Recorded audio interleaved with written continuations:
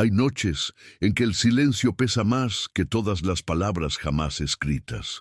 Noches en que la verdad reposa bajo capas de polvo milenario, esperando que alguien ose desenterrarla.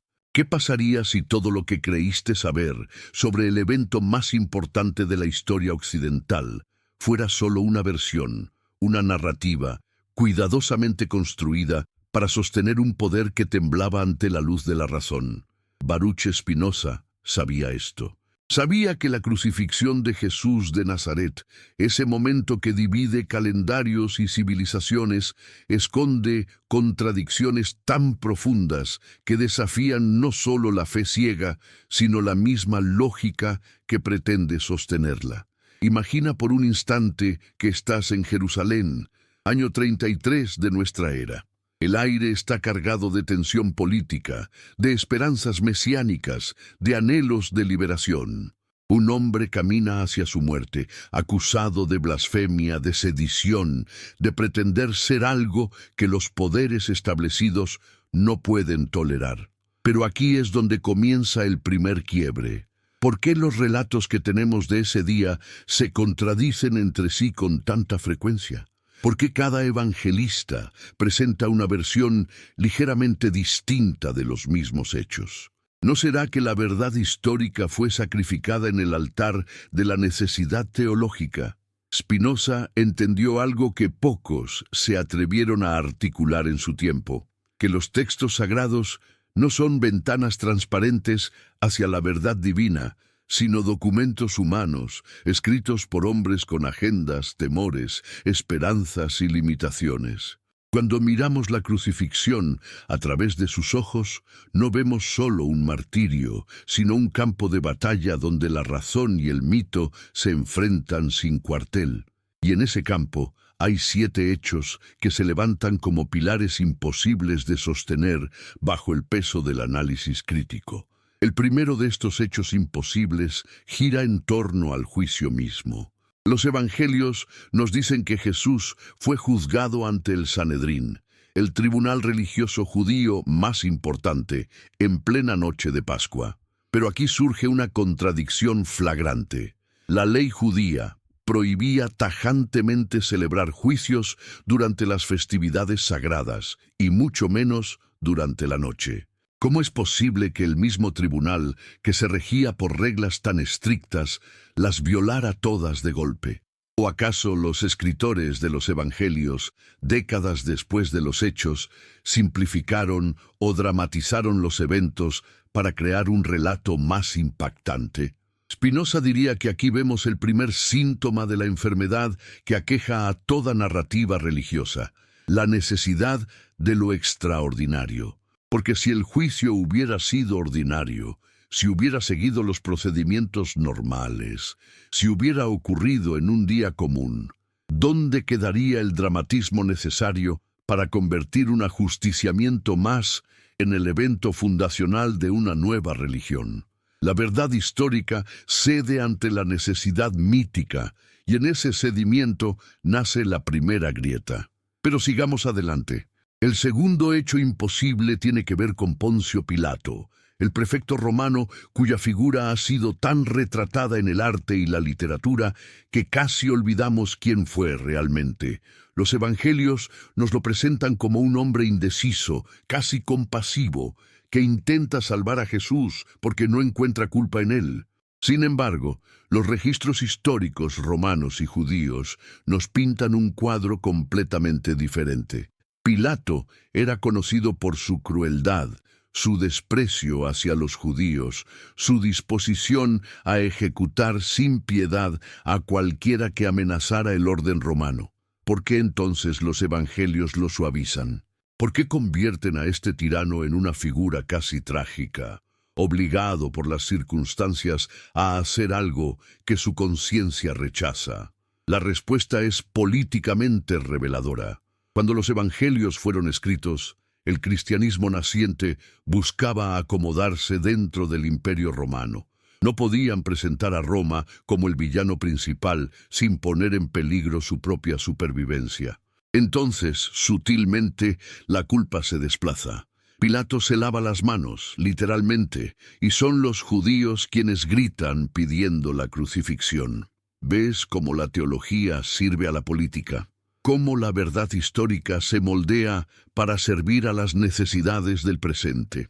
Spinoza vio esto con claridad meridiana. La escritura no es historia, es interpretación cargada de intención. Ahora considera el tercer hecho imposible, la inscripción en la cruz.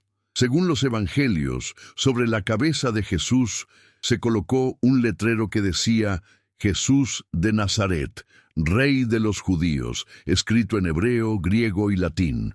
Esta práctica era común en las crucifixiones romanas, para advertir al público sobre el crimen del ejecutado. Pero hay un problema. Los evangelios no coinciden en el texto exacto. Mateo dice una cosa, Marcos otra, Lucas y Juan presentan variaciones. ¿Cómo es posible que un detalle tan visible, tan público, sea recordado de maneras tan distintas? ¿O acaso cada evangelista ajustó el texto para que encajara mejor con su teología particular? Más aún, ¿por qué permitirían los romanos una inscripción que parecía legitimar las aspiraciones mesiánicas de Jesús? Si el propósito era disuadir la rebelión, llamar a alguien rey de los judíos en un contexto de ocupación romana parece más una provocación que un castigo ejemplar. A menos, claro, que la inscripción fuera una burla cruel, lo cual encajaría mejor con la mentalidad romana.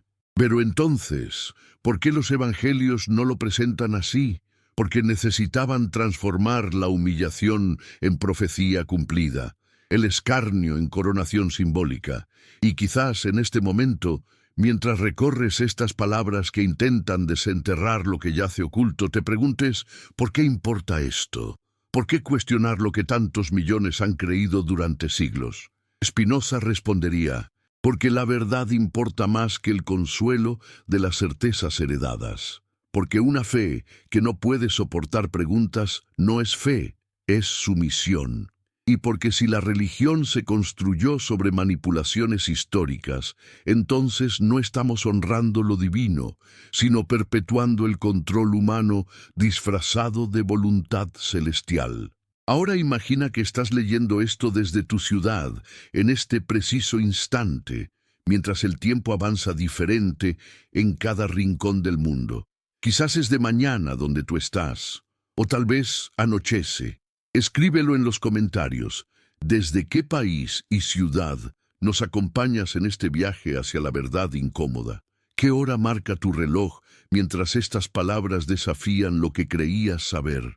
Y si estas reflexiones resuenan en ti, si sientes que alguien cercano necesita también cuestionar, compartir, despertar, no guardes esto para ti. Comparte este video con ese amigo que busca respuestas más allá de las respuestas preparadas.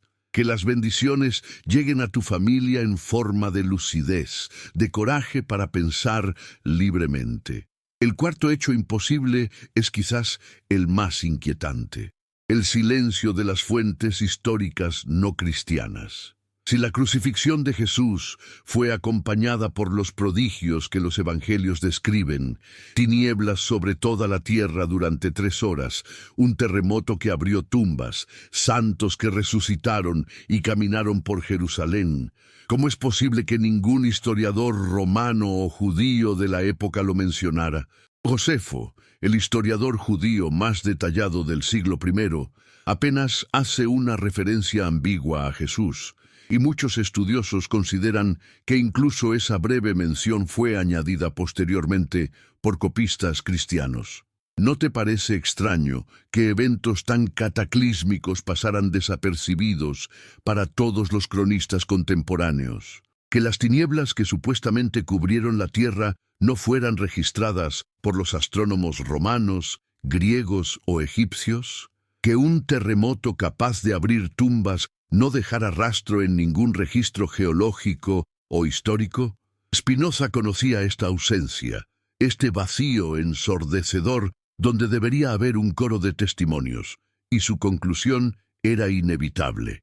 o estos prodigios son embellecimientos posteriores añadidos para magnificar el evento, o debemos aceptar que toda la comunidad histórica del mundo antiguo conspiró en un silencio absoluto.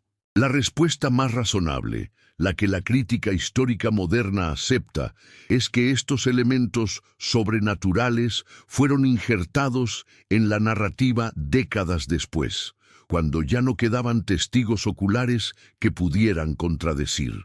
Es el proceso natural de la mitificación. Un evento histórico real se va cubriendo de capas de significado simbólico, hasta que se vuelve imposible separar el núcleo histórico del envoltorio mítico. Pero reconocer esto no es destruir la fe, es liberarla de la carga de defender lo indefendible. ¿Por qué la verdad espiritual necesitaría muletas de milagros imposibles? El quinto hecho imposible se relaciona con el proceso mismo de la crucifixión. Los evangelios nos dicen que Jesús murió en la cruz después de apenas 6 horas, un tiempo inusualmente corto para este método de ejecución. La crucifixión era diseñada precisamente para prolongar el sufrimiento. Los condenados podían tardar días en morir, lentamente asfixiados por el peso de su propio cuerpo. Sin embargo, Jesús expira rápidamente, tan rápidamente que Pilato se sorprende cuando le informan. ¿Cómo explicar esta muerte prematura? Algunos han especulado que Jesús fue previamente debilitado por la flagelación, pero las descripciones de su camino al Gólgota lo muestran capaz de cargar su cruz, al menos inicialmente. Otros sugieren que su muerte fue acelerada por angustia psicológica, pero esto no encaja con los mecanismos fisiológicos de la crucifixión. Y aquí es donde surge una teoría más perturbadora. ¿Y si Jesús no murió en la cruz? ¿Y si el breve periodo que pasó crucificado lo dejó en un estado de inconsciencia profunda, que fue confundido con la muerte? El Evangelio de Juan menciona que cuando un soldado le atravesó el costado, salió sangre y agua, un detalle que algunos médicos interpretan como evidencia de que el corazón aún bombeaba. Esta posibilidad, explorada incluso por algunos estudiosos cristianos liberales, abre una caja de Pandora teológica. Si Jesús sobrevivió a la crucifixión, si su aparición posterior no fue una resurrección, sino una recuperación, entonces todo el edificio de la teología cristiana se tambalea. Spinoza no llegó a articular esta teoría específica, pero su método la haría inevitable. Si aplicamos razón crítica en lugar de fe acrítica, si tratamos los evangelios como documentos históricos en lugar de revelaciones divinas, entonces todas las posibilidades deben ser consideradas, por incómodas que resulten. ¿No es acaso significativo que los propios evangelios contengan pistas de esta incertidumbre?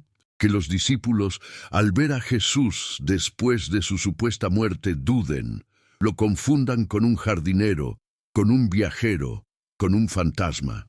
Que Tomás, el eternamente condenado por su incredulidad, sea en realidad el más honesto de todos, el que se atreve a exigir evidencia antes de creer.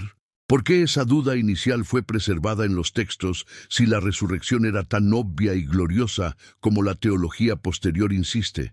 El sexto hecho imposible nos lleva al sepulcro mismo. Según los evangelios, el cuerpo de Jesús fue colocado en una tumba nueva, propiedad de José de Arimatea, un miembro rico del Sanedrín que secretamente simpatizaba con Jesús. Pero aquí surgen múltiples problemas. Primero, los romanos raramente permitían que los crucificados fueran enterrados con dignidad. Los cuerpos normalmente eran dejados en las cruces para ser devorados por aves de rapiña o arrojados a fosas comunes. Segundo, si José de Arimatea era realmente un miembro del Sanedrín, ¿cómo mantuvo su posición después de ayudar públicamente a alguien condenado por blasfemia? Tercero, ¿por qué los evangelios presentan versiones contradictorias sobre quién fue al sepulcro? ¿Cuántas mujeres fueron? ¿Qué encontraron allí? Marcos, el evangelio más antiguo, menciona 3 mujeres. Mateo habla de 2. Lucas confirma las 3, pero añade detalles diferentes. Juan presenta a María Magdalena sola. ¿Cómo es posible que un evento tan crucial, visitado supuestamente por testigos oculares, sea recordado de maneras tan discrepantes? Spinoza reconocería aquí el patrón de la transmisión oral. Cada comunidad cristiana primitiva desarrolló su propia versión de los eventos, enfatizando diferentes aspectos según sus necesidades particulares. Cuando finalmente se pusieron por escrito, estas variaciones quedaron inmortalizadas, creando una cacofonía de testimonios que se contradicen mutuamente. Y luego está el problema del sepulcro vacío mismo. Los evangelios afirman que la tumba fue encontrada abierta sin cuerpo, pero un sepulcro vacío no prueba una resurrección, prueba solo que el cuerpo no está donde se esperaba. Las explicaciones alternativas abundan. El cuerpo podría haber sido trasladado por las autoridades, robado por discípulos, confundido por visitantes que fueron a la tumba equivocada en el caos posterior a la crucifixión. Cada una de estas posibilidades requiere menos suspensión de las leyes naturales que aceptar una resurrección corporal. ¿Por qué entonces la resurrección se convirtió en la única explicación permitida? Porque el cristianismo necesitaba más que un maestro sabio o un mártir noble. Necesitaba un Dios que venciera a la muerte, un evento tan extraordinario que justificara el nacimiento de una nueva religión. El sepulcro vacío, interpretado como resurrección, se convirtió en la piedra angular de esa narrativa. Pero Spinoza nos enseñó a desconfiar de las narrativas que exigen suspender la razón. Si Dios es racional, si la naturaleza opera según leyes coherentes, entonces los milagros que violan esas leyes no son evidencia de lo divino, sino síntomas de comprensión humana deficiente o de manipulación intencional. El séptimo y último hecho imposible es quizás el más devastador para la versión oficial, la ausencia de una tradición coherente sobre lo que sucedió inmediatamente después. Los evangelios terminan con encuentros post-resurrección, que varían dramáticamente en detalle y ubicación. Mateo sitúa el encuentro en Galilea, Lucas en Emaús y Jerusalén. Juan mezcla ambas ubicaciones. Los Hechos de los Apóstoles mencionan apariciones durante 40 días.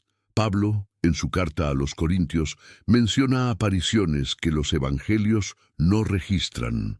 ¿Cómo es posible que el evento más importante en la historia del cristianismo carezca de un registro consistente? La respuesta que Spinoza nos obligaría a considerar es inquietante, porque no hubo un evento singular y objetivo que todos presenciaran de la misma manera. Hubo experiencias subjetivas, visiones, interpretaciones, encuentros que cada grupo y cada individuo procesó según su marco mental y emocional. Lo que para uno fue una visión mística, para otro fue un encuentro físico. Lo que algunos experimentaron como presencia espiritual, otros lo recordaron como aparición corporal. Y cuando estas experiencias dispares fueron documentadas décadas después, las contradicciones se cristalizaron en los textos. Pero reconocer esto no es negar el poder transformador de esas experiencias. Los discípulos claramente vivieron algo que cambió sus vidas, que los convirtió de un grupo disperso y aterrorizado en una comunidad dispuesta a morir por su convicción. La pregunta es, ¿necesitamos aceptar la literalidad de la resurrección física para honrar la autenticidad de su experiencia espiritual? ¿O podemos, como Spinoza sugeriría, distinguir entre el núcleo espiritual profundo y el envoltorio mítico que las culturas antiguas usaban para expresar lo inexpresable? Aquí es donde la filosofía espinosista se vuelve más radical y más liberadora a la vez. Spinoza no negaba la importancia de Jesús o del cristianismo. Lo que negaba era la necesidad de mantener narrativas imposibles para preservar su significado. Para él, Dios no era un ser personal que intervenía en la historia mediante milagros, sino la sustancia misma de todo lo que existe, la naturaleza en su totalidad. Y si esto es así, entonces Jesús no necesitaba violar las leyes naturales para ser divino. Su divinidad sí existió. Estuvo en su comprensión de la unidad entre lo humano y lo infinito, en su capacidad de vivir desde ese entendimiento. Pero ¿acaso esta visión no vacía de sentido el sacrificio? ¿No lo reduce a un simple ajusticiamiento político sin consecuencias cósmicas? Aquí Spinoza diría, al contrario, lo devuelve al terreno donde puede tener sentido real. Un Dios que necesita sacrificios humanos para aplacar su ira es un Dios demasiado pequeño, demasiado humano. Pero un maestro que vive coherentemente según la verdad que predica, que acepta las consecuencias de desafiar poderes establecidos, que muere sin renunciar a su integridad. Ese es un ejemplo que puede inspirarnos sin necesidad de milagros. El problema es que esta interpretación, por más racional y éticamente elevada que sea, no satisface la sed humana de lo extraordinario. Queremos que la muerte sea derrotada, que el universo tenga un propósito que nos incluye personalmente, que nuestro sufrimiento tenga un significado garantizado. Y la religión institucional, con su promesa de resurrecciones y cielos, nos ofrece exactamente eso. ¿Pero a cambio de qué precio?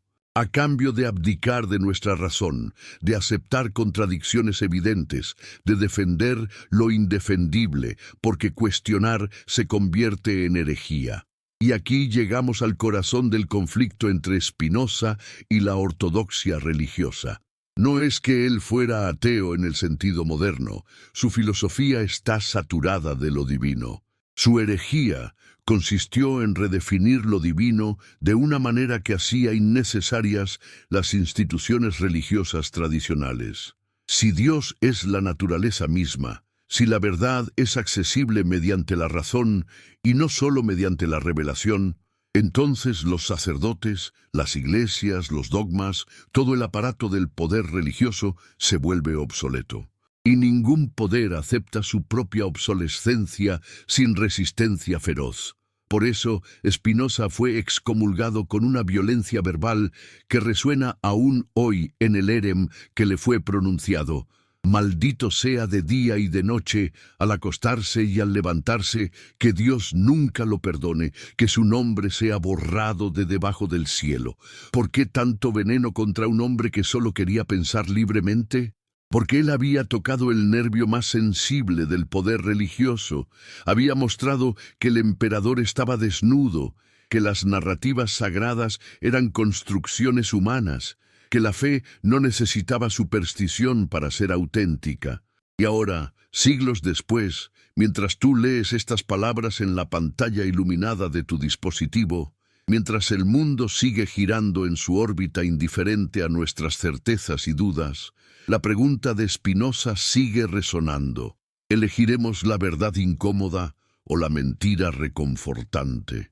¿Tendremos el coraje de cuestionar lo que nos fue enseñado como incuestionable?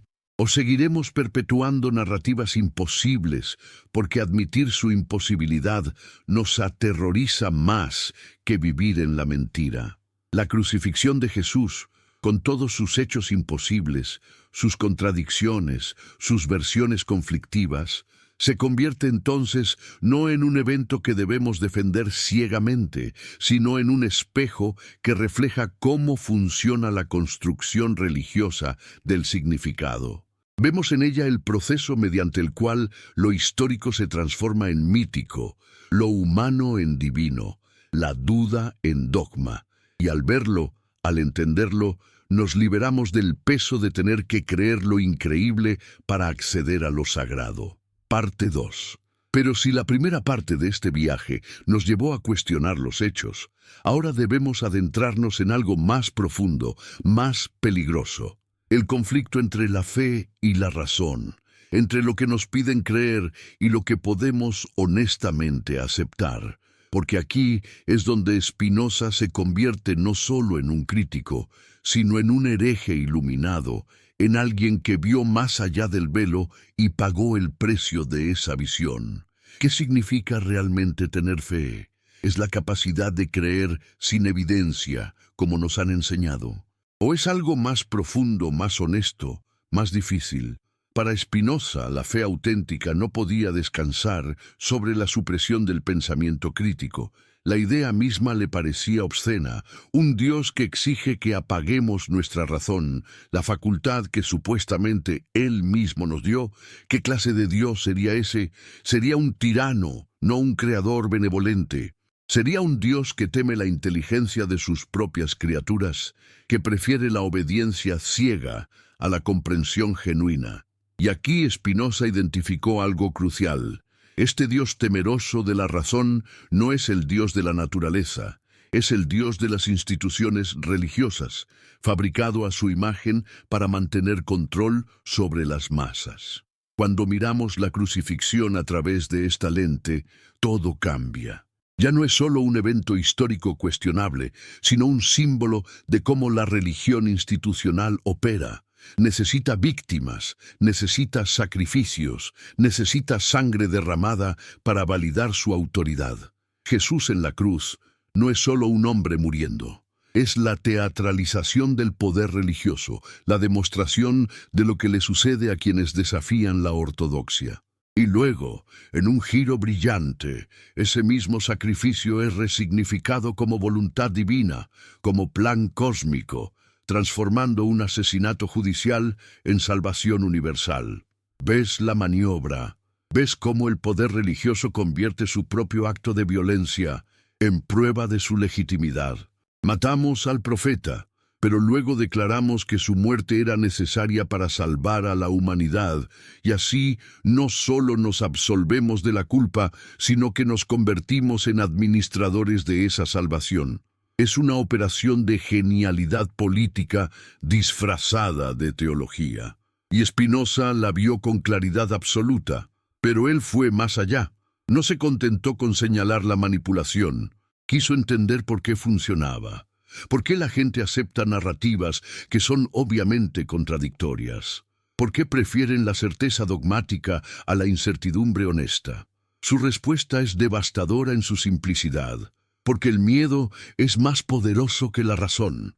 Tememos la muerte, tememos el caos, tememos un universo sin propósito. Y la religión nos ofrece alivio a todos esos miedos, pero solo si dejamos de pensar demasiado. Este es el pacto fundamental de toda religión institucional. Te daremos consuelo, te diremos que todo tiene sentido, que tus seres queridos muertos no están realmente muertos, que tu sufrimiento será recompensado, que el mal será castigado. Todo lo que tienes que hacer es creer. No preguntes cómo sabemos esto, no cuestiones las contradicciones, no confíes en tu propia razón cuando choca con nuestra doctrina, solo cree y estarás a salvo. Spinoza rechazó ese pacto. Para él, la verdadera seguridad, la verdadera paz, no venía de certezas prestadas, sino de comprensión ganada. Y aquí es donde su filosofía se vuelve no solo intelectual, sino profundamente espiritual. Porque para él, comprender la naturaleza de Dios, entender las leyes que gobiernan la existencia, no era un ejercicio árido de lógica, era una forma de amor, de conexión con lo infinito. Lo que otros buscaban en rituales y oraciones, él lo encontraba en la contemplación racional de la totalidad. Pero ¿acaso esta contemplación no es fría, desprovista de la calidez emocional que la religión tradicional ofrece? Aquí, Spinoza respondería, al contrario, es la única calidez genuina, porque el amor basado en ilusiones, por reconfortante que sea, es frágil, se quiebra cuando las ilusiones se revelan. Pero el amor basado en comprensión verdadera, en aceptación de lo que es, ese amor es inquebrantable. Es el amor intellectualis Dei, el amor intelectual de Dios, que no depende de promesas de paraíso ni amenazas de infierno, sino que surge naturalmente de comprender nuestra unidad con la totalidad. Ahora piensa en los discípulos después de la crucifixión. Los evangelios los muestran aterrorizados, escondidos, convencidos de que ellos serían los siguientes. Su mundo había colapsado. El maestro que pensaban era el Mesías prometido yacía muerto en una tumba. ¿Qué quedaba de sus esperanzas? Y luego algo sucede, algo que los transforma. Pero ¿qué fue ese algo realmente? La versión oficial dice: Jesús resucitó corporalmente y se les apareció, probando así que era Dios. Pero consideremos la alternativa espinosista. Experimentaron una transformación interna, una comprensión profunda de que las enseñanzas de Jesús no dependían de su presencia física para ser verdaderas. Que el reino de Dios que él predicaba no era un reino futuro, después de la muerte, sino una forma de vivir en el presente, en armonía con la naturaleza y con los demás. Esta interpretación no requiere milagros, pero tampoco los trivializa. Reconoce el poder transformador de una experiencia espiritual auténtica sin necesidad de violar las leyes naturales. Y aquí es donde Spinoza se vuelve más radical que los ateos modernos. Los ateos simplemente niegan. Spinoza redefinía. No decía no hay Dios. Decía Dios es la naturaleza misma y comprenderla es la forma más alta de espiritualidad. Pero esta redefinición amenazaba tanto a religiosos como a secularistas. A los religiosos porque eliminaba su monopolio sobre lo sagrado. Si cualquiera puede conocer a Dios mediante la razón, sin intermediarios sacerdotales, entonces toda la estructura jerárquica de la Iglesia se vuelve superflua. Y a los secularistas de su tiempo, porque Spinoza no les daba el consuelo del materialismo puro. Seguía hablando de Dios, de eternidad, de lo sagrado, solo que en términos radicalmente diferentes. Por eso fue rechazado por todos. Los judíos lo excomulgaron, los cristianos lo denunciaron, los filósofos materialistas lo encontraban demasiado místico, los místicos lo encontraban demasiado racionalista. Estaba solo, gloriosamente solo, con solo su razón y su integridad como compañía. Y sin embargo, esa soledad no lo quebró. Al contrario, la aceptó como el precio de la libertad intelectual. Ahora volvamos a la crucifixión con esta perspectiva. ¿Qué vemos? Vemos un hombre, probablemente un profeta apocalíptico judío, que predicaba un mensaje de transformación moral y social, que desafiaba tanto a las autoridades religiosas judías colaboracionistas como al poder romano ocupante, que hablaba de un reino donde los últimos serían primeros, donde el poder se ejercía sirviendo, donde la riqueza era obstáculo para la salvación. Este mensaje era peligroso, no por ser sobrenatural, sino precisamente por ser demasiado terrenal, demasiado subversivo del orden establecido. Entonces lo mataron. Lo ejecutaron de la forma más humillante y pública posible, para que su muerte sirviera de advertencia a cualquier otro que pensara en desafiar el orden. Y su muerte debería haber sido el fin de todo. Pero no lo fue. ¿Por qué? Aquí los espinocistas y los cristianos ortodoxos dan respuestas diferentes, pero ambas reconocen el mismo hecho fundamental. Algo continuó después de la muerte física de Jesús. Para los cristianos tradicionales fue su resurrección corporal lo que continuó. Para Spinoza fue la verdad de sus enseñanzas, la cual no podía ser matada porque no dependía de su portador. Y esta diferencia no es mero tecnicismo teológico, tiene consecuencias profundas para cómo vivimos. Si la salvación depende de creer en la resurrección corporal, entonces estamos atados a un evento histórico específico, cuya verdad nunca podremos verificar personalmente. Nuestra fe descansa sobre el testimonio de otros, sobre textos contradictorios, sobre la autoridad de instituciones. Pero si la salvación, o la liberación, o como queramos llamarla, depende de comprender y vivir según verdades eternas, entonces está al alcance de todos, en todo momento, sin necesidad de intermediarios. No tienes que creer que un hombre resucitó hace 2000 años. Solo tienes que vivir con amor, con justicia, con comprensión de tu unidad con todo lo que existe.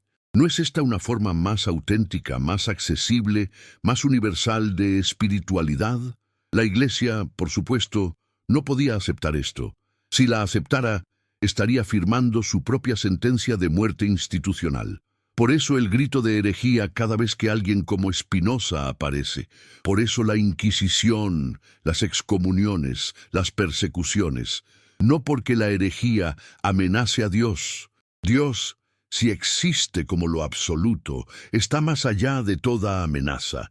La herejía amenaza al poder religioso institucional, que depende de mantener su monopolio sobre la interpretación de lo sagrado. Y aquí es donde los 7 hechos imposibles de la crucifixión revelan su verdadero significado. No son solo problemas históricos o lógicos, son síntomas de cómo funciona el poder religioso. Cada imposibilidad, cada contradicción, es un punto donde la necesidad teológica superó a la honestidad histórica, donde lo que debía ser creído venció a lo que podía ser verificado. Y reconocer esto no es atacar la fe, es liberarla de la carga de defender lo indefensible. Imagina por un momento que la Iglesia primitiva hubiera tomado el camino spinozista, que hubiera dicho: Jesús fue un maestro extraordinario, cuyas enseñanzas sobre el amor y la justicia son eternas, aunque su cuerpo murió como mueren todos los cuerpos. Que hubiera construido su teología sobre la verdad de su mensaje y no sobre la literalidad de milagros imposibles de verificar. Habría sido menos poderoso el cristianismo. ¿O habría sido más honesto, más resistente a la crítica racional, más universalmente accesible? Nunca lo sabremos, porque la historia tomó otro camino. Eligió el camino del dogma, del milagro obligatorio, de la fe que debe vencer a la razón. Y ese camino llevó a siglos de esplendor institucional, pero también a siglos de supresión intelectual, de guerras religiosas, de persecución de herejes. Fue un precio justo. ¿Valió la pena el poder temporal de la Iglesia si el costo fue la libertad de pensamiento de millones? Spinoza diría que no, que nunca vale la pena sacrificar la verdad por el poder. Pero él era un idealista filosófico, alguien que creía que la razón eventualmente triunfaría sobre la superstición. ¿Tenía razón? Aquí estamos, siglos después, y el debate continúa. Las iglesias siguen llenas, aunque menos que antes. Los dogmas siguen predicándose, aunque con menos convicción. Y la voz de Spinoza, silenciada en su tiempo, resuena ahora más fuerte que nunca en una era que finalmente puede escucharla. Pero escuchar no es lo mismo que actuar. Podemos leer a Spinoza, asentir con su lógica, admirar su coraje, y luego seguir viviendo como si nada hubiera cambiado. Esta es la gran tentación: convertir la filosofía en entretenimiento intelectual, en algo que discutimos pero que no nos transforma. Spinoza no filosofaba para entretener, filosofaba para liberar. Y la liberación requiere más que asentimiento intelectual, requiere transformación de vida. ¿Estás dispuesto a esa transformación? ¿O prefieres la seguridad de las certezas heredadas, aunque sepas en tu interior que no resisten el escrutinio?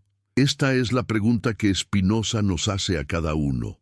No es una pregunta que admita respuestas fáciles o cómodas. Es una pregunta que nos pone frente al espejo y nos obliga a elegir: ¿verdad o consuelo? ¿Libertad o seguridad? ¿Razón o fe ciega? Y quizás pienses: ¿por qué tengo que elegir? ¿Por qué no puedo tener ambas? Aquí Spinoza sería inflexible, porque cuando la fe exige la suspensión de la razón, cuando el dogma contradice la evidencia, entonces no puedes tener ambas sin mentirte a ti mismo. Y la automentira, por reconfortante que sea, es la forma más insidiosa de esclavitud. Te encadena desde dentro, convirtiendo tu propia mente en tu prisión. La crucifixión, con todos sus hechos imposibles, se convierte entonces en una prueba. No una prueba de fe, sino una prueba de honestidad intelectual. Puedes mirar las contradicciones directamente y aceptar lo que implican. ¿O necesitas inventar explicaciones cada vez más elaboradas para preservar la narrativa oficial? Y si eliges este segundo camino, ¿qué dice eso sobre tu relación con la verdad? Porque al final esto es lo que Spinoza nos enseña, que la verdad importa más que cualquier otra cosa. Más que la tradición, más que la comunidad, más que el consuelo emocional. No porque sea cruel o indiferente, sino porque solo la verdad puede ser fundamento sólido para una vida auténtica. Todo lo demás es arena movediza, que tarde o temprano nos tragará. Parte 3. Y así llegamos a la parte final de este viaje, donde las preguntas se vuelven más agudas y las respuestas más esquivas. Porque después de cuestionar los hechos, después de explorar el conflicto entre fe y razón, nos queda enfrentar la pregunta más difícil. ¿Y ahora qué? Si todo lo que creíamos saber sobre la crucifixión es cuestionable, si Spinoza tiene razón y la religión institucional ha construido su poder sobre narrativas imposibles, ¿qué nos queda? ¿Caemos en el nihilismo? ¿O existe algo más profundo, más verdadero, esperando ser descubierto? Esta es la encrucijada donde muchos se detienen. Es más fácil quedarse en el escepticismo cómodo, en la ironía posmoderna que desconfía de todo sin comprometerse con nada. Pero Spinoza no nos ofrece esa salida fácil. Su filosofía no es destructiva, aunque parezca demoler todo, es constructiva, aunque lo que construye sea radicalmente diferente de lo que derriba. Y aquí, en este tercer movimiento de nuestra reflexión, debemos preguntarnos, ¿qué construimos sobre las ruinas del dogma? La primera tentación es pensar que sin la resurrección literal, sin los milagros, sin la intervención divina directa, nos quedamos con un universo frío y mecánico, donde no hay lugar para lo sagrado. Pero Spinoza nos muestra exactamente lo contrario. Para él, todo es sagrado precisamente porque todo es Dios. No hay división entre lo natural y lo sobrenatural, entre lo profano y lo divino. La naturaleza misma, en su totalidad, en cada hoja que cae y cada estrella que brilla, es la expresión de lo divino. ¿Puedes sentir lo radical de esta visión? No es panteísmo vago y sentimental, es una afirmación de que las leyes naturales, las que la ciencia descubre, son las maneras en que Dios actúa. Que comprender esas leyes no es alejarse de Dios, sino acercarse a Él. Que el científico que estudia la naturaleza con rigor está, sin saberlo, practicando una forma de devoción más auténtica que el creyente que reza pidiendo milagros. Entonces, volviendo a la crucifixión, si aceptamos que Jesús no resucitó corporalmente, si reconocemos que los evangelios son construcciones teológicas más que reportes históricos confiables, ¿qué salvamos? Salvamos algo más importante que los hechos imposibles. Salvamos las enseñanzas. Porque las parábolas de Jesús, su insistencia en el amor, su crítica al fariseísmo hipócrita, su preferencia por los marginados, todo eso permanece verdadero independientemente de lo que sucedió o no sucedió en la tumba. De hecho, liberadas del peso de tener que ser literalmente verdaderas, las enseñanzas se vuelven más poderosas. Ya no necesitamos creer que un hombre caminó sobre el agua para comprender que la fe puede sostenernos en medio de las tormentas de la vida. Ya no necesitamos creer que multiplicó panes y peces para entender que compartir lo poco que tenemos puede satisfacer necesidades más allá de lo esperado. Las metáforas recuperan su poder metafórico cuando dejamos de insistir en que fueron eventos literales. Pero aquí es donde surge una objeción legítima. Si las enseñanzas son lo importante, ¿por qué los primeros cristianos inventaron o creyeron en la resurrección? ¿Por qué no se contentaron con preservar las palabras de Jesús como lo hicieron los discípulos de Buda o de Confucio? La respuesta nos lleva al corazón del fenómeno religioso, porque necesitaban algo más que un maestro sabio. Necesitaban un Salvador, alguien que hubiera vencido a la muerte, que pudiera prometer lo mismo a sus seguidores. Esta necesidad revela algo profundo sobre la condición humana, nuestro terror a la mortalidad. Y aquí Spinoza ofrece una alternativa radical. Para él, la inmortalidad no es algo que obtenemos después de la muerte mediante la gracia divina. Es algo que experimentamos ahora, en la medida en que comprendemos nuestra unidad con lo eterno. Cuando entendemos que somos expresiones temporales de una sustancia infinita, que nuestra mente es un modo del intelecto divino, entonces la muerte pierde su aguijón porque vemos que lo que realmente somos nunca muere. ¿Es esto solo un truco verbal, una forma elegante de aceptar el aniquilamiento? No, es una transformación completa de cómo entendemos la identidad. Si te identificas con tu ego separado, con tus posesiones, con tu cuerpo, entonces la muerte es una catástrofe absoluta. Pero si te identificas con tu capacidad de comprender, con tu participación en la racionalidad universal, con tu unidad con todo lo que existe, entonces la muerte es solo una transformación, no un fin. Los místicos de todas las tradiciones han intuido esto. Los sufíes musulmanes, los vedantistas hindúes, los cabalistas judíos, los contemplativos cristianos, todos apuntan hacia una experiencia donde el yo separado se disuelve en algo más vasto. Pero Spinoza hace algo único. Articula esto filosóficamente, sin recurrir al lenguaje místico que a menudo oscurece más de lo que ilumina. Lo hace con rigor lógico, con argumentos que puedes seguir paso a paso. Y aquí es donde su herejía se vuelve más amenazante. Porque si tiene razón, si podemos experimentar lo eterno mediante la razón y no mediante la fe en doctrinas, entonces toda la estructura de salvación que las religiones ofrecen se vuelve innecesaria. No necesitas sacramentos administrados por sacerdotes. No necesitas creer en eventos milagrosos. No necesitas pertenecer a la iglesia verdadera. Solo necesitas pensar claramente y vivir coherentemente con esa claridad. Imagina el poder liberador de esto. Imagina no tener que contorsionar tu mente para creer lo increíble. No tener que suprimir tus dudas bajo capas de culpa. No tener que fingir certeza cuando solo tienes preguntas. En cambio, puedes abrazar las preguntas, seguirlas donde te lleven, confiar en que la verdad, sea cual sea, es mejor que la mentira reconfortante. Pero esta libertad tiene un precio, y no es pequeño. El precio es la soledad. Porque cuando dejas de compartir las creencias de tu comunidad, cuando te conviertes en hereje, pierdes la calidez de la pertenencia. Spinoza lo experimentó de la forma más brutal. Fue literalmente expulsado de su comunidad, maldecido por los suyos, convertido en paria. Y aunque después tuvo amigos y admiradores, nunca recuperó esa sensación de hogar que la pertenencia religiosa ofrece. ¿Vale la pena?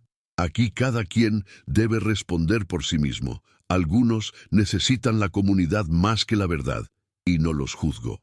La necesidad de pertenencia es profunda, real, legítima, pero para aquellos que no pueden vivir con mentiras, por reconfortantes que sean, Spinoza ofrece un camino difícil, solitario a veces, pero que conduce a algo que él consideraba más valioso que cualquier comunidad, la libertad interior.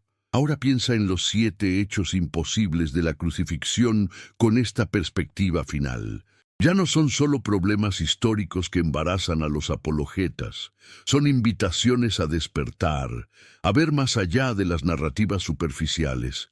Cada contradicción, cada imposibilidad, es una fisura en el dogma, un lugar donde la luz de la razón puede penetrar. Y si tienes el coraje de mirar a través de esas fisuras, lo que ves no es el vacío del nihilismo, sino el resplandor de una realidad más vasta de lo que las doctrinas religiosas pueden contener. Pero ¿qué hacemos con la necesidad humana de ritual, de comunidad, de experiencia compartida de lo sagrado? Spinoza nos condena a una existencia puramente cerebral, desprovista de la riqueza emocional y estética que la religión ofrece. Aquí su respuesta sería matizada. Él no rechazaba los rituales per se, solo los rituales que se confunden con la verdad. Si comprendes que un ritual es una expresión simbólica, una forma de enfocar la atención en algo importante, entonces puede tener valor. El problema surge cuando insistes en que el símbolo es la cosa misma. Toma la Eucaristía cristiana como símbolo de comunión, de compartir, de recordar las enseñanzas de Jesús, puede ser profunda y conmovedora. Pero cuando insistes en que el pan literalmente se transforma en la carne de Cristo, cuando matas y persigues a quienes lo niegan, entonces has caído en la idolatría más peligrosa. La idolatría del símbolo sobre la realidad. Y este patrón se repite en todas las religiones. Los símbolos, que deberían ser ventanas hacia la verdad, se convierten en muros que la ocultan. Las doctrinas, que deberían ser mapas provisionales, se endurecen en dogmas inquebrantables. Y cualquiera que señala este endurecimiento, este olvido, de que el dedo que apunta a la luna no es la luna, es denunciado como hereje, pero la verdad no puede ser enterrada para siempre. Esta es la apuesta fundamental de Spinoza, y también la nuestra. Por más que las instituciones religiosas supriman el pensamiento crítico, por más que excomulguen y persigan, por más que construyan edificios de dogma sobre fundamentos de arena, la verdad eventualmente emerge, no porque sea fuerte en sentido convencional, sino porque es lo único que es realmente real. Las mentiras, por elaboradas que sean, son insustanciales. Se disuelven cuando las tocas con suficiente atención. Y aquí, en este momento, mientras estas palabras fluyen desde la pantalla hacia tu conciencia, estás participando en esa emergencia. Estás permitiendo que preguntas prohibidas se formulen. Estás considerando posibilidades que tu formación religiosa te enseñó a rechazar sin examinar. Este mismo acto de lectura, de consideración, de apertura, es una forma de herejía, no porque rechaces a Dios, sino porque rechazas el monopolio institucional sobre lo sagrado. ¿Y sabes qué? Ese rechazo no te aleja de Dios. Si Dios existe, te acerca, porque un Dios verdadero, un Dios que es la realidad misma como Spinoza afirmaba, no puede temer la investigación honesta. Solo los dioses fabricados por humanos, para controlar a otros humanos, necesitan que dejemos de pensar. El Dios de Spinoza, Deus sive natura, Dios, o sea, la naturaleza, se revela precisamente en el pensamiento riguroso, en la comprensión profunda, en la aceptación de lo que es y no de lo que quisiéramos que fuera. Entonces, volviendo por última vez a la crucifixión, ¿qué vemos ahora? No vemos un evento sobrenatural que debemos aceptar por fe. Vemos un momento histórico, probablemente distorsionado en su transmisión, donde un maestro radical fue ejecutado por desafiar poderes establecidos. Vemos cómo ese evento fue posteriormente reinterpretado, magnificado, sobrenaturalizado para servir a las necesidades de una comunidad emergente que necesitaba un Salvador divino, no solo un profeta humano. Vemos el nacimiento de una religión mediante el proceso familiar de mitificación. Hechos históricos transformados en mitos salvíficos, contradicciones ignoradas o armonizadas forzadamente, milagros añadidos para autenticar las afirmaciones extraordinarias. Y sobre todo, vemos el triunfo del poder institucional que logró convertir este proceso en dogma inquebrantable durante siglos. Pero también vemos las fisuras. Vemos que la narrativa oficial nunca fue tan sólida como pretendía, que siempre hubo dudas, preguntas, versiones alternativas suprimidas, que los 7 hechos imposibles que examinamos son solo la punta del iceberg de un proyecto mucho más grande, la construcción humana de lo divino a nuestra imagen, para nuestros propósitos, bajo el disfraz de revelación celestial. Y reconocer esto no es cinismo, es liberación. Porque una vez que ves cómo opera la construcción religiosa del significado, una vez que entiendes que los dogmas son humanos aunque se presenten como divinos, entonces te liberas del poder que ejercen sobre ti. Ya no tienes que defender lo indefendible, ya no tienes que contorsionar tu razón para que quepa en moldes prefabricados. Puedes por fin pensar libremente. ¿Y qué haces con esa libertad? Aquí, Spinoza ofrece una guía, usarla para comprender, para amar, para vivir en armonía con la naturaleza de la cual eres parte inseparable. No necesitas una lista de mandamientos dictados desde el cielo. La ética emerge naturalmente de la comprensión. Cuando comprendes tu unidad con todo, no puedes dañar a otros sin dañarte a ti mismo. Cuando comprendes que la felicidad verdadera viene de la actividad del intelecto, no de placeres pasajeros, organizas tu vida en consecuencia. Esta es una espiritualidad más exigente que la religión convencional, porque la religión te dice qué creer y qué hacer. Spinoza te dice: piensa por ti mismo, comprende por ti mismo, vive según tu propia luz interior. No hay autoridad externa que pueda hacer esto por ti. No hay ritual mágico que te salve. Solo hay el trabajo diario de la comprensión, de la autotransformación, de la alineación con la realidad. Y sí, es solitario a veces, sí, es difícil, sí, habrá momentos en que añores la certeza que la fe ciega ofrece, pero esos momentos pasarán, y lo que quedará será algo más sólido, más real, más tuyo que cualquier creencia heredada. Quedará la integridad de haber elegido la verdad sobre el consuelo, la libertad sobre la seguridad, el pensamiento sobre la obediencia. Los 7 hechos imposibles de la crucifixión se convierten entonces en 7 puertas. No puertas que conducen al vacío, sino puertas que conducen a una forma más profunda de comprender lo sagrado. Cada imposibilidad que reconoces, cada contradicción que aceptas en lugar de explicar forzadamente, es una puerta que atraviesas hacia mayor libertad, mayor honestidad, mayor cercanía a lo que es realmente real. Y aquí, al final de este largo viaje reflexivo, la pregunta vuelve a ti. ¿Atravesarás esas puertas? ¿O preferirás quedarte en la comodidad de las certezas heredadas? Nadie puede decidir por ti. Esta partus es la elección más personal que existe, la que define quién eres realmente más allá de las etiquetas que llevas, más allá de la tradición en la que naciste, más allá de lo que tu comunidad espera de ti. Spinoza hizo su elección y pagó el precio. Fue excomulgado, marginado, sus libros fueron prohibidos incluso después de su muerte. Pero también experimentó algo que pocas personas experimentan: la paz que viene de vivir en completa coherencia con lo que comprendes como verdadero.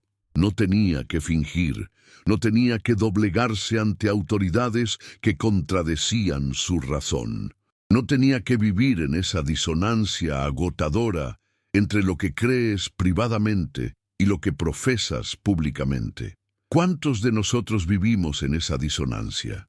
¿Cuántos asentimos a doctrinas en las que no creemos realmente, porque es más fácil que enfrentar las consecuencias de la honestidad? ¿Cuántos participamos en rituales que nos parecen vacíos, porque la alternativa es la exclusión de nuestra comunidad? Esta es la esclavitud más insidiosa, la que nos imponemos a nosotros mismos por miedo al rechazo. Y la crucifixión, irónica y trágicamente, se ha convertido en el símbolo de esta esclavitud. Un evento que supuestamente nos liberó, se ha transformado en la cadena más pesada. Debes creer esto exactamente así. Debes aceptar estas imposibilidades. Debes suprimir tus dudas, o estarás condenado. El instrumento de tortura se convirtió en el símbolo de la fe, y esa fe se convirtió en un instrumento de tortura psicológica para millones que no pueden creer honestamente, pero temen las consecuencias de la incredulidad. Spinoza vio esto. Vio cómo la religión, que debería liberar el espíritu humano, se había convertido en su prisión. Vio cómo la imagen de un hombre crucificado se usaba para crucificar el pensamiento libre. Y se rebeló no con violencia, no con denuncia airada, sino con algo más poderoso, con comprensión sistemática, con análisis riguroso, con la afirmación serena de que la verdad no necesita milagros para ser verdad. Pero hay algo más profundo aquí, algo que debemos enfrentar antes de concluir. Porque podrías decir, está bien, acepto que la crucifixión como evento histórico es cuestionable, que los evangelios contienen contradicciones, que la resurrección no puede ser probada. ¿Pero acaso esto no destruye toda posibilidad de significado? ¿No nos deja en un universo sin propósito, sin esperanza, sin redención? Esta es la objeción más poderosa contra el racionalismo spinozista y debemos tomarla en serio. Porque Spinoza no era insensible a la necesidad humana de significado. Simplemente rechazaba la idea de que ese significado tuviera que venir de fuera, de intervenciones sobrenaturales, de eventos milagrosos. Para él, el significado está tejido en la estructura misma de la realidad. Considera esto. ¿Necesitas que un hombre haya resucitado hace 2000 años para que tu vida tenga sentido hoy? ¿O el sentido de tu vida se encuentra en cómo amas, cómo creas, cómo contribuyes al florecimiento de todo lo que existe? La primera opción te hace dependiente de un evento que nunca podrás verificar. La segunda te empodera para crear significado aquí y ahora, mediante tus elecciones y acciones. Spinoza no negaba la importancia del amor, de la compasión, de la justicia, de la belleza. Al contrario, su filosofía era un intento de fundamentar estos valores no en mandatos divinos arbitrarios, sino en la naturaleza misma de la realidad. Amas porque comprendes tu unidad con otros. Eres compasivo porque entiendes que su sufrimiento y tu sufrimiento no están realmente separados. Buscas la justicia porque reconoces que la armonía social refleja la armonía cósmica.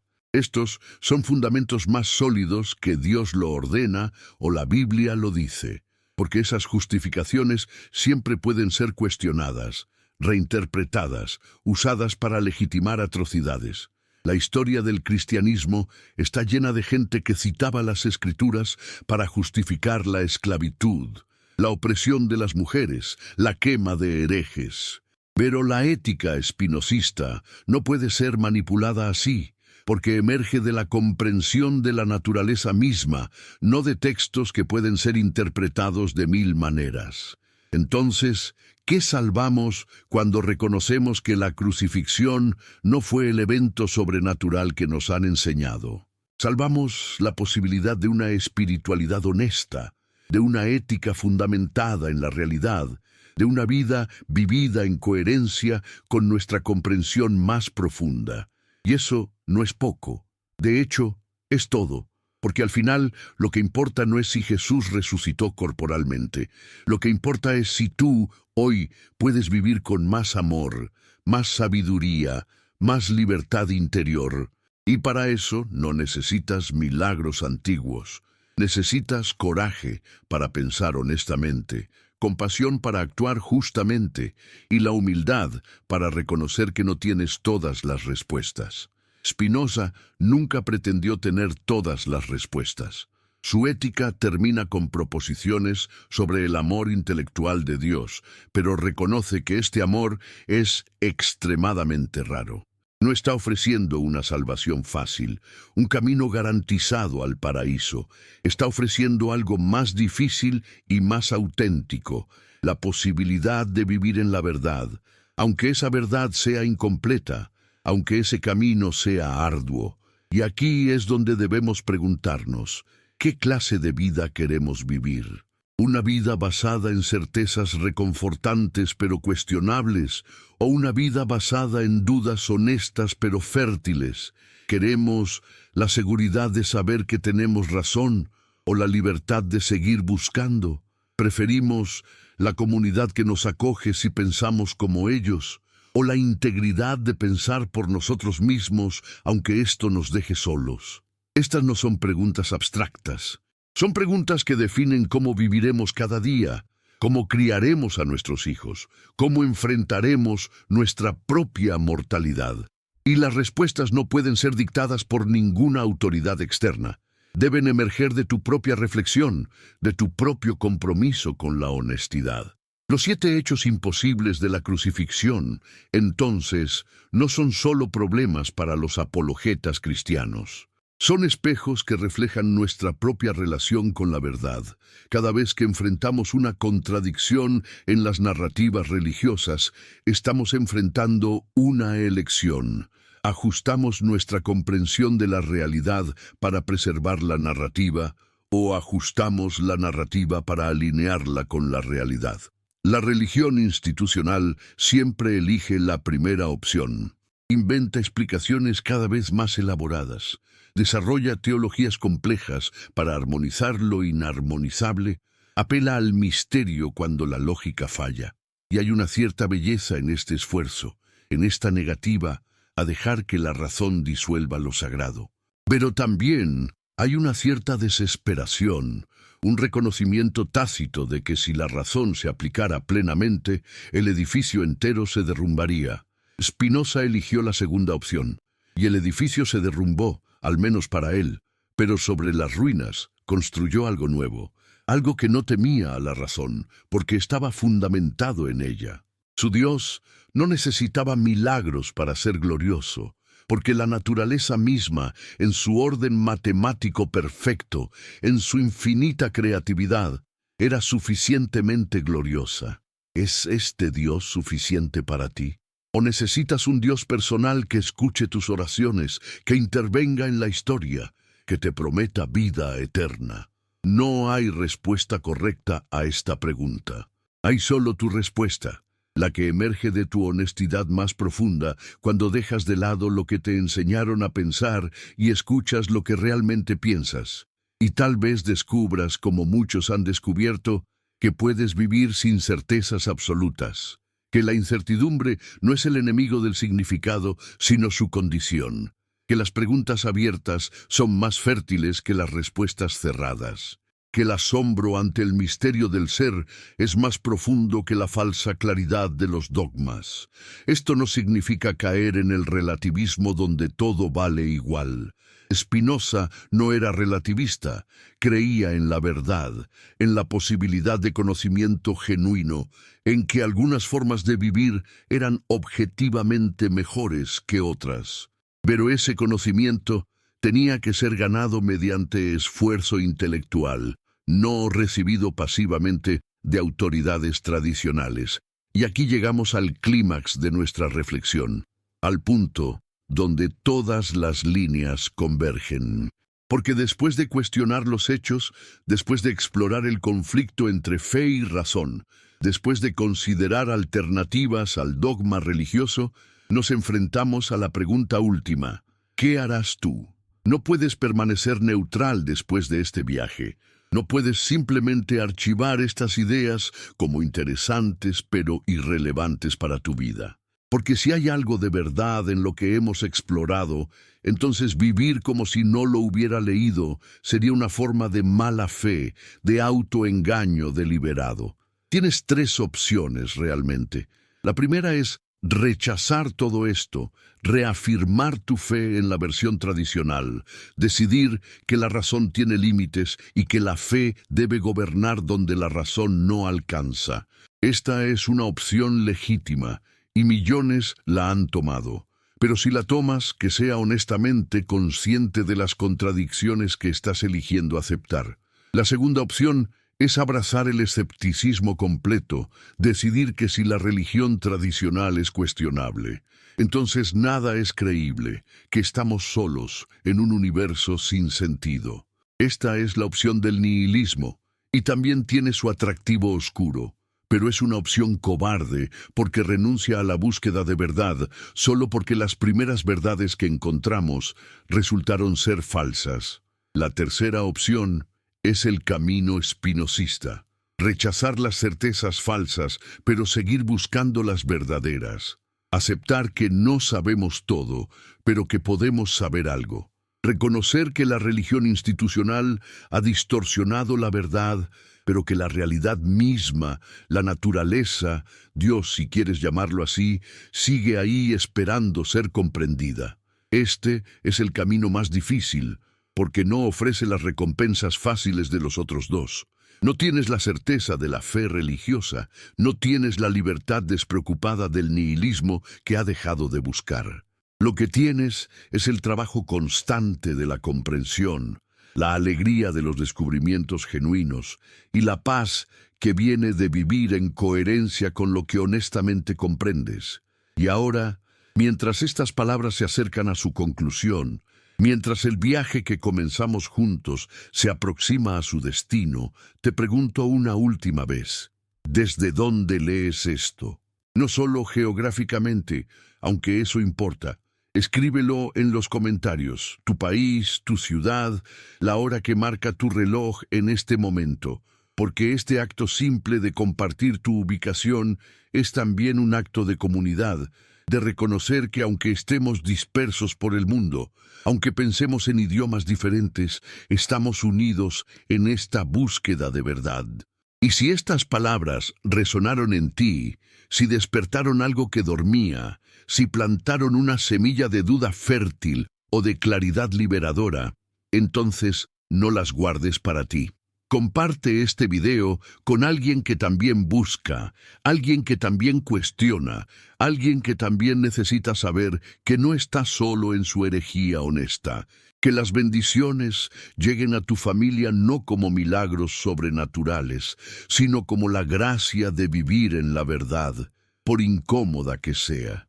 Porque al final, esto es lo que Spinoza nos enseña, que la verdad no puede ser enterrada para siempre. Puedes excomulgarla, puedes prohibir sus libros, puedes quemar a sus mensajeros, pero sigue ahí, esperando pacientemente como la luz del sol detrás de las nubes. Y tarde o temprano, las nubes se disipan. Tarde o temprano, alguien mira directamente y dice, el emperador está desnudo. Tarde o temprano, la razón recupera sus derechos usurpados. Los 7 hechos imposibles de la crucifixión son solo el comienzo. Son la punta de un iceberg de cuestionamiento que se extiende mucho más profundo. Cada dogma, cada milagro, cada afirmación extraordinaria de cada religión enfrenta el mismo escrutinio. Y cuando ese escrutinio se aplica honestamente, cuando no retrocedemos asustados ante las implicaciones, cuando seguimos el argumento hasta donde nos lleve, descubrimos algo asombroso. Descubrimos que no necesitamos lo sobrenatural para vivir vidas significativas, que la naturaleza misma, comprendida profundamente, es más maravillosa que cualquier milagro. Que el amor no necesita mandatos divinos para ser real y vinculante, que la ética no necesita amenazas de castigo eterno para ser obligatoria, que podemos ser buenos sin dioses, sabios sin escrituras, felices sin paraísos prometidos. Esto no es ateísmo en el sentido vulgar, es algo más sutil y más profundo. Es el reconocimiento de que lo divino, si existe, debe ser buscado en lo que es, no en lo que imaginamos o deseamos que sea. Que Dios, si esa palabra tiene sentido, Está en la ecuación que describe el movimiento de los planetas, en la molécula de ADN que porta la información de la vida, en la compasión que surge naturalmente cuando comprendemos nuestra interconexión. Y si esto te parece frío, si echas de menos el Dios personal que te escucha y te ama individualmente, recuerda esto: ese Dios fue una proyección humana, creado a nuestra imagen para satisfacer nuestras necesidades psicológicas. El Dios de Spinoza no te ama personalmente porque no es personal, pero tú eres parte de ese Dios, una expresión de su infinita creatividad. Y cuando comprendes eso, cuando realmente lo comprendes, experimentas algo más profundo que el amor de un Padre Celestial. Experimentas tu propia divinidad, tu propia participación en lo eterno. Esta es la salvación que Spinoza ofrece. No es salvación del infierno, porque no hay infierno excepto el que creamos con nuestra ignorancia y nuestras pasiones descontroladas. No es salvación para después de la muerte, porque la eternidad no está en el futuro, sino en el presente cuando vivimos sub specie aeternitatis, bajo el aspecto de la eternidad. Es salvación del miedo, miedo a la muerte, miedo al castigo divino, miedo a pensar libremente, miedo a estar equivocados. Y cuando te liberas de estos miedos, cuando ya no necesitas las muletas de la religión institucional, descubres que puedes caminar. Más aún, puedes volar. Los discípulos, después de la crucifixión, aterrorizados y escondidos, experimentaron algo que los transformó. La versión tradicional dice que fue la resurrección física de Jesús, pero quizás fue algo más profundo. La comprensión de que las enseñanzas de Jesús no dependían de su presencia física para ser verdaderas, que el reino de Dios que él predicaba estaba disponible para ellos aquí y ahora, si tenían ojos para verlo. Esta comprensión los liberó del miedo. Ya no importaba si las autoridades los perseguían, porque habían encontrado algo que ninguna autoridad podía quitarles: la verdad interior, la conexión directa con lo divino sin intermediarios. Y esa verdad los hizo imparables, no porque tuvieran certeza de vida después de la muerte, sino porque habían encontrado vida plena antes de la muerte.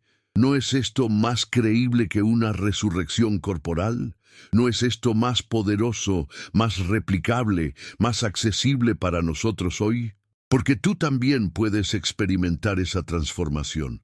No necesitas presenciar milagros, solo necesitas el coraje de mirar honestamente, de pensar libremente, de vivir auténticamente. Y cuando lo hagas, cuando crucifiques tu propia necesidad de certezas falsas, cuando mueras a las ilusiones reconfortantes, algo resucitará en ti. No tu cuerpo después de la muerte, sino tu espíritu antes de ella. Resucitarás a una vida más consciente, más libre, más verdadera. Esta es la promesa que Spinoza nos hace, no como garantía sobrenatural, sino como posibilidad natural. Y a diferencia de las promesas religiosas que dependen de eventos que nunca podremos verificar, esta promesa puede ser probada aquí y ahora. Empieza a pensar honestamente. Empieza a vivir coherentemente. Empieza a amar desde la comprensión en lugar de la obligación. Y verás si Spinoza tenía razón. La verdad, decía, no necesita señales ni milagros. Se autentifica mediante su propia claridad, como la luz se muestra a sí misma y muestra también la oscuridad.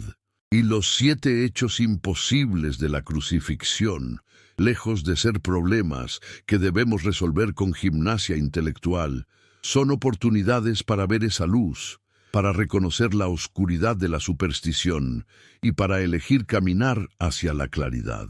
Este es el final de nuestro viaje, pero solo el comienzo del tuyo, porque ahora conoces las contradicciones. Ahora has visto las fisuras en la narrativa oficial. Ahora has considerado alternativas que quizás nunca te enseñaron. ¿Qué harás con este conocimiento? Puedes enterrarlo, olvidarlo, pretender que nunca lo encontraste. Es más fácil así. O puedes dejarlo trabajar en ti como una semilla que germina lentamente, transformando el suelo de tus certezas hasta que algo nuevo pueda crecer. Spinoza eligió dejarlo trabajar, y aunque lo costó todo, su comunidad, su seguridad, su posibilidad de vida normal, ganó algo más precioso: su integridad. Murió joven, solo 44 años, los pulmones devastados por el polvo del pulido de lentes que era su oficio, pero murió libre, habiendo vivido según su propia luz. ¿Vivirás tú según la tuya? ¿O seguirás viviendo según la luz prestada de tradiciones que ya no iluminan, que solo proyectan sombras que confundimos con sustancia? La elección es tuya, siempre ha sido tuya, siempre será tuya. Y cuando finalmente hagas esa elección, cuando finalmente te atrevas a pensar libremente sobre la crucifixión y todo lo que representa, descubrirás algo que los constructores de dogmas nunca quisieron que supieras: que la verdad no te condenará, te liberará, que cuestionar no es pecar, es madurar, que la duda honesta es más valiosa que la fe fingida. Porque al final, Dios, si existe como algo más que nuestras proyecciones, no puede temer nuestras preguntas.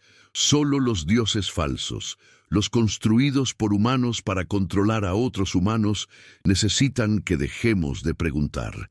El Dios verdadero, el Dios de Spinoza, el Dios que es la naturaleza misma, invita al cuestionamiento, porque cada pregunta honesta es un paso hacia la comprensión de lo que realmente es. Los 7 hechos imposibles de la crucifixión, entonces, son regalos. No son obstáculos a la fe, sino invitaciones a una fe más profunda, una fe que no necesita imposibilidades para sostenerse. Son puertas que se abren hacia una espiritualidad más honesta, más madura, más verdadera. ¿Atravesarás esas puertas o te quedarás del otro lado, aferrado a certezas que tu propia razón ya no puede sostener? Solo tú puedes decidir. Pero sea cual sea tu decisión, que sea tuya de verdad, no una decisión tomada por miedo, o por inercia, o por obligación social. Y en esa elección, en esa decisión genuina tomada desde tu centro más honesto, encontrarás algo que ninguna doctrina puede darte. Te encontrarás a ti mismo. Y ese encuentro, esa llegada a tu propia verdad, es la única resurrección que realmente importa, la única salvación que realmente salva, la única vida eterna que realmente vive.